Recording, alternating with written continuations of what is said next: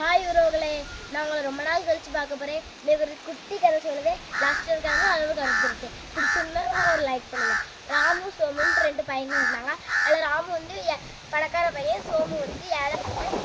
ராமு வந்து நான் எப்போவுமே சொல்லியே தான் சொல்லிட்டேன், நான் பெரிய பணக்காரங்க, நாங்கள் மங்களம் வச்சுருக்கோம், நாங்கள் கார் வச்சுருக்கோம், நாங்கள் புது துணிகள் போடுவோம், நாங்கள் நிறைய சாப்பாடு சாப்பிடுவோம்னு சொல்லுவாங்க.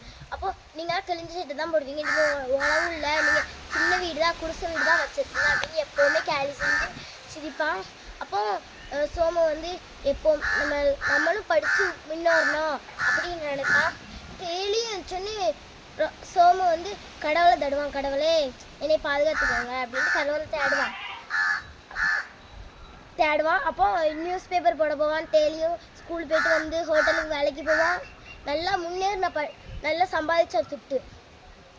அப்போ ராமு வந்து அவன் தம் அடிச்சுக்கிட்டு சிகரெட் குடிச்சுக்கிட்டு ரொம்ப தப்பு விஷயங்கள் பண்ணுவான். அவங்க அப்பாட துட்டு கேட்கும் போதெல்லாம் அவங்க அப்பா இந்த என்ன விஷயம்னு கேட்காம பணத்தை அள்ளி கொடுத்துருவாங்க. அவன் ஒரு நாள் அப்படி குடிச்சிட்டு வரும்போது ஆக்சிடெண்ட் ஆகிட்டான். அவங்க பிள்ளைய வந்து ஹாஸ்பிட்டலில் சேர்த்துட்டு அவங்க டாக்டர்கிட்ட கேட்டாங்க, என் பையனை எப்படியாச்சும் காப்பாற்றிடுங்க, என் பையன் எவ்வளோ துட்டு செலவானாலும் எனக்கு பரவாயில்ல, எனக்கு இருக்கதே ஒரே பையன் தான், என்னையை காப்பாற்றுங்கன்னு காலில் வந்து டாக்டர்கிட்ட கேட்டாராம். அந்த டாக்டர் யாரும் இல்லை, நம்ம சோமு தான். அதனால யாரையும் நம்ம குறைச்சி எடை போடக்கூடாது, எல்லாரையும் மதிக்க கற்றுக்கிடணும், கடவுளை நல்லா தேடணும், நல்லா படிக்கணும்.